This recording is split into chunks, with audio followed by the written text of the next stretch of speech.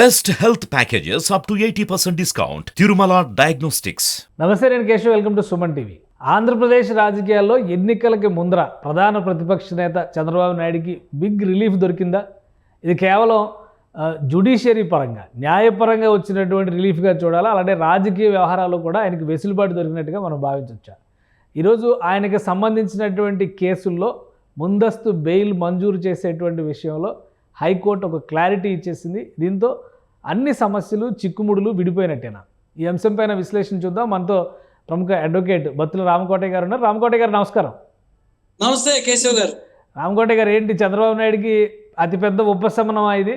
వాస్తవానికి చూస్తే కొత్త సంవత్సరంలో చాలా గొప్ప ఉపశమనంలా మాట్లాడాలి, చెప్పుకోవాలి కూడా. ఎందుకంటే ఆయన ఇప్పుడు దాకా స్పెషల్ పిటిషన్లో ఏమవుతుందో ఆ రిలీఫ్ రాని పక్షంలో ఇక్కడ ఈ గవర్నమెంట్ ఈ కేసుల్లో అరెస్ట్ చేస్తుందా లేదా, ఎంతవరకు హైకోర్టు ఆదేశాలను పరిగణలోకి తీసుకుంటారు అనేది ఒక సందిగ్ధత చంద్రబాబు నాయుడు గారి మనసుల్లో మదిల్లో మెదలాడుతున్న తరుణంలో కొత్త సంవత్సరంలో ఈయనకి పాజిటివ్ వైబ్రేషన్స్ అని చెప్పుకోవాలి. ఎందుకంటే గతంలో మనం చూసాం, స్పెషల్ గా మాట చెప్పుకోవాలంటే స్కిల్ డెవలప్మెంట్ కేసులో ఒక రిలీఫ్ వచ్చినాక, అంతకుముందు మనం చూస్తే అంగళ కేసులో యాంటిసిపేటరీ బెయిల్ వచ్చినాక ఈ మూడు కేసుల్లో కూడా మనకి కొంచెం పరవ ఉంది ఆయనకి ఎక్కడో. ఎందుకంటే ఏ క్షణంలో ఏమవుతుందో అనేది అంతర్గతంగా మదన పడతా ఉన్నారు చంద్రబాబు నాయుడు గారు. ఈ టైంలో ఇప్పుడు మనకి హైకోర్టు ఇచ్చినటువంటి మూడు కేసుల్లో, ఇటు వచ్చి మనకి కొత్త మద్యం కేసులో కావచ్చు, న్యూ మద్యం పాలసీలో కావచ్చు, ఆ ఇన్నర్ రింగ్ రోడ్ లో కావచ్చు, ఇంకా ఒక రకంగా చెప్పాలంటే ఏదే కేసు ఉంది కదా, అది స్కిల్ డెవలప్మెంట్ ఫైబర్ గీడ్ లో ఈ మూడు కేసుల్లో కూడా యాంటిసిపేటరీ బెయిల్, ముందస్తు బెయిల్ ఇచ్చింది. దాన్ని కూడా చాలా చక్కగా ఆయనకి వెసులుబాటు కల్పించింది అనేది మనం భావించాలా.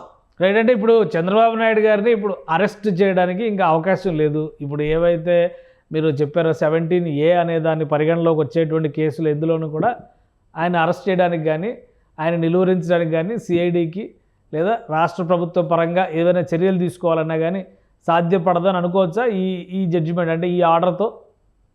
ఖచ్చితంగా మనకి ఇప్పుడు చంద్రబాబు నాయుడు గారి మీద గవర్నమెంట్ ఆయన అధికారంగా తీసుకున్నటువంటి నిర్ణయాల మీదకి సంబంధించి 17Aకి సంబంధించి 4 కేసులు ఉన్నాయి. 4 కేసులు స్కిల్ డెవలప్మెంట్ కానీ, ప్రైవేట్ గీడ్ కానీ, ఇన్నర్ రింగ్ రోడ్ కానీ, న్యూ మద్యం పాలసీ. అంగళ కేసు అంటే ఆయన ప్రతిపక్ష నాయకుడిగా ఉన్నప్పుడు అంగళ కేసులో ఎప్పుడో బెయిల్ వచ్చింది. ఈ 4 కేసులకు సంబంధించి 17A స్పెషల్ పిటిషన్ కి ముడిపడి ఉంది. అంటే ఇప్పుడు మనం స్పెషల్ పిటిషన్ అది రిజర్వ్ అన్నాక ఈ ఒక స్పెషల్ గా మనం చెప్పుకోవాలంటే ప్రత్యేకంగా స్కిల్ డెవలప్మెంట్ కేసులోనే ఆయనకి బెయిల్ వచ్చింది. ఈ మిగతా 3 కేసుల్లో ఈ రోజు బెయిల్ రావడంతో ఆయనకి ఎలాంటి ఇంకా ఇబ్బంది లేదు. ఎందుకంటే అన్కండిషనల్ గా ఆయన ఎక్కడైనా తిరగవచ్చు, ఏ ప్రసారం ఆయన చేసుకోవచ్చు. ఆయన మీద ఎలాంటి అరెస్టులు ఉండవు. ఏ విధంగా ఆయన్ని జ్యుడిషియల్ గా కానీ ఇంకా ఒక రకంగా పోలీస్ పరంగా కానీ డిటెక్ట్ చేయడానికి అవకాశం లేదు. కానీ ఇంకొకటి, అంటే ఇప్పుడు ఈ 4 కేసులు మాత్రమే అనుకుంటే కనుక అంగళ కేసులో ఆల్రెడీ ముందస్తు బెయిల్, ఆయనకు బెయిల్ వచ్చేసినటువంటి పరిస్థితి ఉంది కాబట్టి మిగతా కేసులు ఇవి కాకుండా కొత్తగా ఒకవేళ కేసులు పెట్టేటువంటి పరిస్థితి వస్తే ఈ రాబోయేటువంటి నెల రోజులు, ఎందుకంటే ఇంకా ఎలక్షన్ కూడా రావడానికి ఇంకో నెల సమయం, నెలన్నర పట్టేటువంటి అవకాశం ఉంది కాబట్టి మళ్ళీ ఏవైనా కేసులు వస్తే అప్పుడు పరిస్థితి ఏంటి? మళ్ళీ ప్రాసెస్ మొదటి నుంచి చేసుకుంటూ వెళ్తామేనా? ఇప్పుడు కోర్టు కోర్టు చూస్తే ఏ కేసు పెట్టినా కానీ జ్యుడిషియల్ ఏంటంటే ఎలక్షన్ ప్రక్రియ అనేది ఫిబ్రవరిలో నోటిఫికేషన్ రావచ్చు అనేది మనకు జరుగుతూ ఉంది. ఇప్పుడు అధికారులు కూడా ఏ గవర్నమెంట్ వస్తుందో ఏ గవర్నమెంట్ రాదో అందుకని అడ్డగోలుగా కూడా ఒక మాటలో చెప్పాలంటే ఈ ప్రభుత్వం చెప్పింది కాబట్టి పొలిటికల్ గా కేసులు పెడదాం అనే పరిస్థితి కూడా లేదు.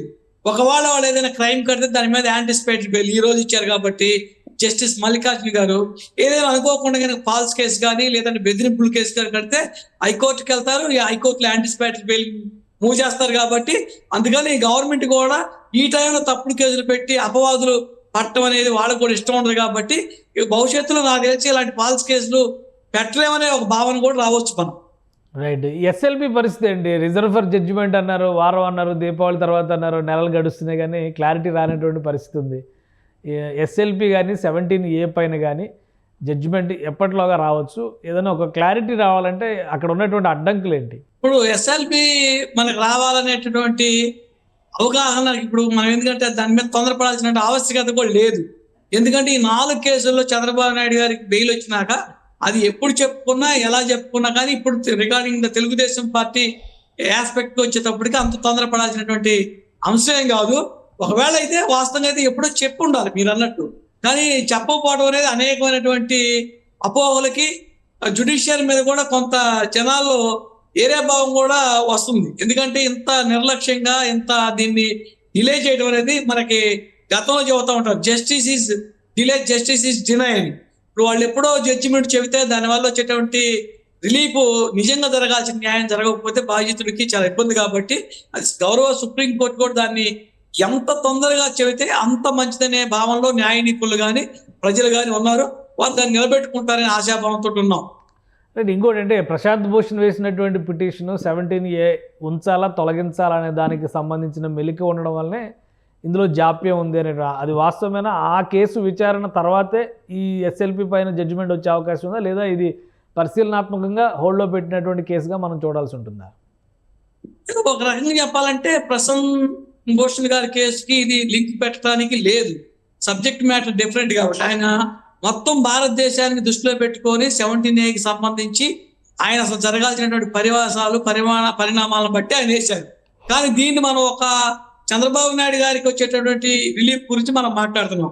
అది ఎక్కడా కూడా ఆర్డర్లో ఆ కేసుకి వల్ల ఇది మేము రిజర్వ్ చేసామని వాళ్ళు ఆ పాయింట్ ని కూడా ఎక్కడా కూడా డిస్కస్ చేయలేదు. కాబట్టి దాని గురించి మనం ఖచ్చితంగా దానివల్ల ఇది ఆగిపోయింది అని చెప్పడానికి కూడా మనకి ఎలాంటి ఆధారాలు దీంట్లో కోర్టు కూడా ఏ విధమైనటువంటి ఫైండింగ్ ఇవ్వాలి అక్కడ. రైట్. ఇంకా ఇప్పుడు ఈ జడ్జిమెంట్స్ తర్వాత అంటే ముందస్తు బెయిల్ మంజూరు అయిన తర్వాత మిగతా కేసులన్నింటిలో ఆల్మోస్ట్ రిలీఫ్ దొరికినట్టే భావించవచ్చు.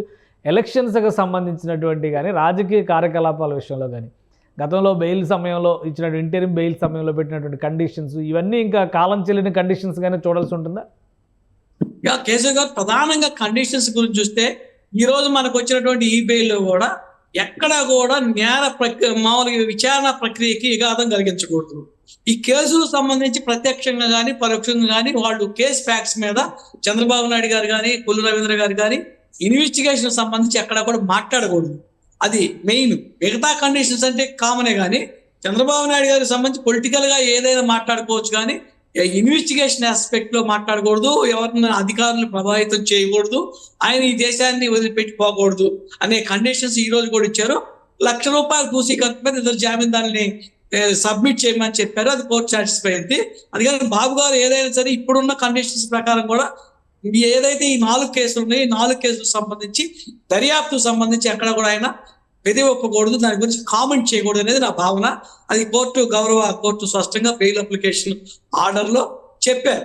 సబ్జెక్టు కండిషన్ ఫాలో అవ్వాలి. అందుకని చంద్రబాబు నాయుడు గారికి మీరు అన్నట్టు 4 కేసుల్లో రిలీఫ్ రావడం అనేది బిగ్ రిలీఫ్. ఆయనకి చాలా బూస్ట్ ఎనర్జీగా ఫీల్ అవ్వాలి. ఎందుకంటే అన్ని బంధనాలు అన్ని తెగదెంపులు చేసుకొని స్వేచ్ఛగా ఆయన ఎన్నికల ప్రచారానికి వెళ్ళొచ్చు. అలానే రాజకీయ పరమైనటువంటి అంశాలపైన ఎవరితో అయినా కలవచ్చు, మాట్లాడవచ్చు. ఇంకా రిస్ట్రిక్షన్స్ అన్ని పోయినట్టుగానే భావించాలి.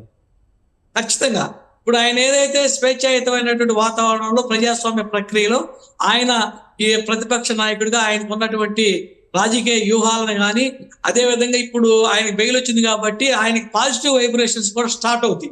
ఎందుకంటే జ్యుడిషియరీకి ఇప్పుడు దాకా చంద్రబాబు నాయుడు గారు ఈ ఎన్నికల ప్రక్రియలో లోనికి వెళ్తాడా బయట ఉంటాడా అనే అభద్రతా భావంతో పార్టీ శ్రేణులు ఉన్నాయి. ఇప్పుడు మనం చూస్తా ఉన్నాం వలసలు కూడా స్టార్ట్ అయింది.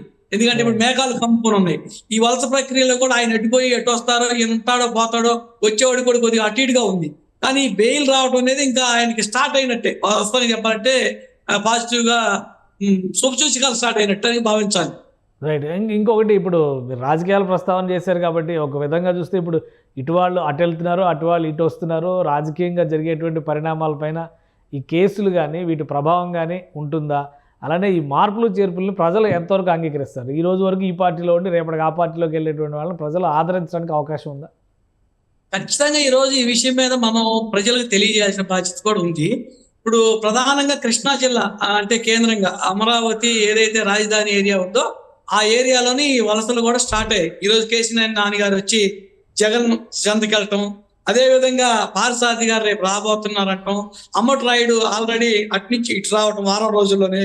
ఈ విధంగా జరిగితే పార్టీ ప్రయాణికులకు సంబంధించి తెలుగుదేశం పార్టీ నుంచి వచ్చినటువంటి కరణం బలరాం గారు కానివ్వండి, వాళ్ళ మీద ఇప్పుడు పార్టీ ఫిరాయింపుల చట్టం ప్రకారం యాక్షన్ తీసుకోమని తెలుగుదేశం వాళ్ళు ఇవ్వటం రాజ్యసభ ఎలక్షన్స్ దృష్టిలో పెట్టుకొని, అదేవిధంగా వైసీపీ నుంచి వెళ్ళిన వాళ్ళు ఉన్నారు కదా, ఇప్పుడు మనకి శ్రీధర్ రెడ్డి గారు, కోటమిరెడ్డి శ్రీధర్ రెడ్డి గారు, ఆనం రామనారాయణ రెడ్డి గారు, ఈ నలుగురు ఎమ్మెల్యేలు, వాళ్ళతో పాటు వాళ్ళ మీద పార్టీ ఫిరాయింపుల చట్టం కింద మీరు యాక్షన్ తీసుకోమంటాం అంతా కూడా ఇప్పుడు గేమ్ స్టార్ట్ అయింది. ఎందుకంటే మనం 4 సంవత్సరాల 9 నెలలు ఆ ఉభయ పక్షాలు కూడా సైలెంట్ గా ఉండి రేపు రాజ్యసభ ఎన్నికల్లో వీళ్ళకి ఏ విధంగా అంటే ఓటుని వ్యాలిడ్ చేయకుండా ఉండాలని వ్యూహం ప్రతివ్యూహాలు ఇద్దరు కూడా పన్నారు. అదే క్రమంలో వలసలు కూడా స్టార్ట్ అవుతా ఉన్నాయి. అందుకని ఇప్పుడు రాజకీయ పార్టీ నాయకులు కూడా ఈ రోజు ఇరువులను పక్కన పెట్టి అవకాశవాద రాజకీయాలకి వాళ్ళు తెరదీస్తున్నారు. కాబట్టి ఎవడైతే సీట్ ఇస్తారో వాళ్ళకి మనం వెళ్దామనే ఉద్దేశంతో వీళ్ళు కూడా ఉన్నారు. ఈ రోజు దగ్గుపాటి వెంకటేశ్వర గారు కూడా ఒక ప్రజాస్వామ్యం మీద ఒక మంచి కామెంట్ చేశారు. ఈ రోజు ఎవరికైతే టికెట్ వస్తుందో రాదో అని భయం ఉంది, రానోళ్ళు అదృష్టవంతులు. ఎందుకంటే ఎన్నికల ప్రక్రియలో 50 కోట్లు 100 కోట్లు పోయింది కాబట్టి నా దృష్టిలో రాకపోతే అదృష్టవంతులు. ఆయన గెలిచినోడేమో ఇంటికి పోయి ఏడుస్తాడు, ఓడిపోయినోడేమో ఈదులో ఏడుస్తాడు. అందుకని రాజకీయంలో ఈ రోజు డబ్బులు పెట్టి రాజకీయం విచ్చలవిడిగా ఉంది. ఆ పార్టీ ఈ పార్టీ కాదు, ఆ డబ్బులు కూడా ఈ రోజు అవినీతి అనేది సెంట్రలైజేషన్ అయింది ప్రతి పార్టీ కూడా. దీన్ని ఖర్చు పెట్టిన ఎమ్మెల్యేలు కూడా ఖాళీగా కూర్చోవాల్సి వస్తుందని ఒక మంచి పరిపక్వతతోటి మెచ్యూరిటీతో మాట్లాడారు. దాని సోషల్ మీడియాలో కూడా బాగా కామెంట్స్ వస్తున్నాయి. అందుకని మనం ఇవన్నీ కూడా చర్చించుకోవాల్సిన అంశం కూడా ఉంది. కానీ మీరు మీ అంచనా ప్రకారం చెప్పండి, అంబటి రాయుడు వారం 10 రోజులు గడవకుండానే వైఎస్ఆర్సీపీలోకి అడుగు పెట్టడం ఏంటి, బయటికి రావడం ఏంటి, మళ్ళీ ఇప్పుడు జనసేనతో మీటింగ్ ఏంటి అనే దాన్ని మీరు ఏ విధంగా చూస్తారు? అడ్వకేట్స్ అంటే జనరల్గా పొలిటికల్ ఎఫిలియేషన్స్ కూడా ఉంటాయి. రాజకీయాల్లో అసలు దేశ స్వాతంత్రోద్యమాన్ని నడిపిందే అడ్వకేట్లు. మీ అంచనా ఏంటి? ఈ మార్పులు చేర్పులు కేవలం కృష్ణా గుంటూరు జిల్లాలకే పరిమితం అనుకుంటున్నారా, లేదా రాష్ట్ర వ్యాప్తంగా కూడా అటువంటి జరిగేటువంటి ఛాన్సెస్ ఉన్నాయా? ఖచ్చితంగా ఆంధ్ర రాష్ట్ర రాజకీయాల్లో ఎక్కడైనా మనం చూసుకుంటే రాజకీయానికి అవేర్నెస్ కృష్ణా గుంటూరు జిల్లాలు అనేది ముందుగానే ఆలోచిస్తూ ఉంటాయి. ఈరోజు అంబటి రాయుడు ఫస్ట్ ఆయన క్రికెట్ ప్లేయర్ గా ఏదో రూలింగ్ పార్టీని వచ్చాడు. తర్వాత ఉన్నటువంటి సర్వేలు కానీ మూడ్ ఆఫ్ ద స్టేట్ ని చూసుకున్నప్పుడు తెలుగుదేశం పార్టీ రాబోతుంది రేపు అధికారంలోకి జనసేన అలయన్స్ తోటి అనేది ఆయనకి ఫీడ్బ్యాక్ అందింది. అందుకని ఒక IPL ని దృష్టిలో పెట్టుకొని నేను రాజకీయాల నుంచి పక్క వెళ్తున్నాను అన్నారు. ఇప్పుడు లేటెస్ట్ గా చూస్తుంటే జనసేనలోకి వస్తున్నాడు అని ఒక వార్తలు వస్తా ఉన్నాయి. అందుకని ఏదేమైనా ఇప్పుడు పవన్ కళ్యాణ్ తో భేటీ అయ్యారు. ఆయన పవన్ కళ్యాణ్ జనసేన పార్టీ కార్యాలయానికి వెళ్ళి పవన్ కళ్యాణ్తో భేటీ అయ్యారు అంబటి రాయుడు గారు. కానీ దాని అవుట్కమ్ ఏంటనేది ఇంకా క్లారిటీ ఇవ్వలేదు. బహుశా అనౌన్స్మెంట్ అంటే ఇట్స్ ఎ ఫార్మాలిటీ కావచ్చు. ఎందుకంటే పార్టీ ఆఫీస్కి నేరుగా వెళ్ళి ఓ పార్టీ అధినేతను కలవడం అనేది అదే ఒక సిగ్నల్ అనిపిస్తున్నటువంటి పరిస్థితి ఉంది అనుకోవచ్చు. అట్లాగా ఖచ్చితంగా కేశవ్ గారు, ఎందుకంటే నేను IPL ను దృష్టిలో పెట్టుకొని రాజకీయాల నుంచి పక్కెళ్ళిపోతున్నాను అని ఒక ట్వీట్ చేశారు. అలాంటి వ్యక్తి మళ్ళా ఆయన జనసేన ఆఫీస్కి వెళ్ళటం అనేది రాజకీయ ఉద్దేశం ఆయన ఖచ్చితంగా ఉందనేది మనకి స్పష్టం అవుతా ఉంది. అంటే ఆయన ఇచ్చినటువంటి ఫీడ్బ్యాక్ సర్వేల ప్రకారంగా గెలవడు, CRDA ఏరియాలో గుంటూరు విజయవాడలో ఈసారి తెలుగుదేశం పార్టీ అనేది క్లీన్ స్వీప్ చేస్తుంది, MP గెలవడానికి అవకాశం లేదు, ఓడిపోయే పార్టీలోకి వెళ్ళటం ఎందుకు, గెలిచే పార్టీలోకి వెళ్దాము అనే ఉద్దేశంతో, దాంతో పాటు ఇవాళ వైసీపీ పార్టీలోకి వచ్చినప్పుడు టేబుల్ క్యాష్ ఎంత కావాలి, ఎన్ని కోట్లు పెడతామని ఆయన ఒక రకంగా క్యాష్ కూడా డిమాండ్ చేశారనేది వార్తలు వచ్చాయి.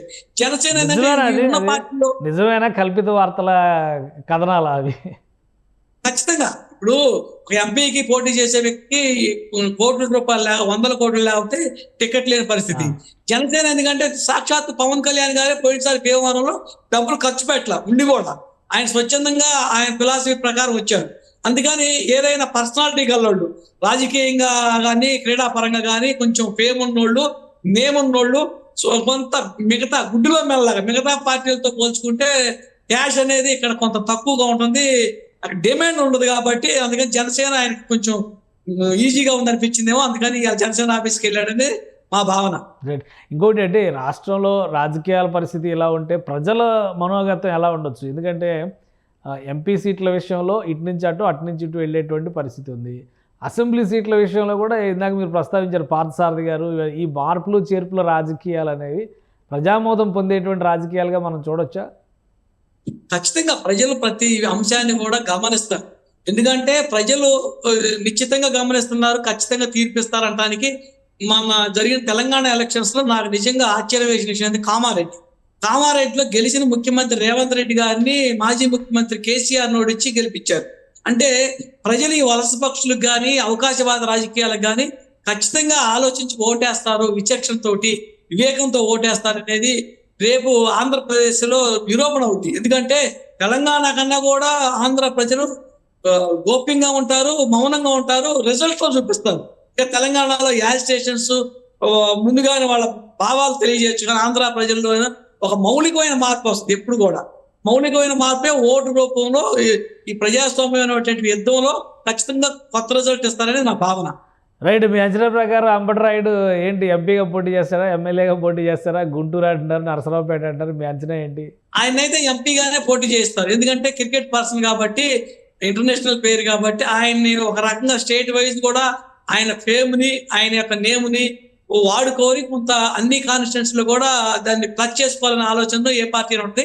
అది కానీ పవన్ కళ్యాణ్ ఒక స్టార్ కాబట్టి, ఫిల్మ్ స్టార్ కాబట్టి, ఒక క్రికెట్ స్టార్ కూడా జనసేనలో ఉంటే ఇంకా యాడ్ అయింది అనే దానికోసం ఆయన ఖచ్చితంగా ఎంపీగానే చేయించడానికి అవకాశాలు ఎక్కువ ఉన్నాయని నా భావన. సో ఇవాళ జడ్జిమెంట్ల తర్వాత చంద్రబాబు నాయుడు గారు డబుల్ జోష్తో కూటమిని నడిపించుకోవచ్చు, ఇక కొత్త నాయకులు చేర్చుకోవచ్చు, లేదా ఉన్న నాయకులను బలోపేతం చేసుకొని ముందుకెళ్ళవచ్చు. రాజకీయంగా ఆయనకి ఎలాంటి ఇబ్బందులు, అలానే న్యాయపరంగా ఎలాంటి చిక్కుముళ్ళు ఎదురయ్యేటువంటి పరిస్థితి లేదంటారా?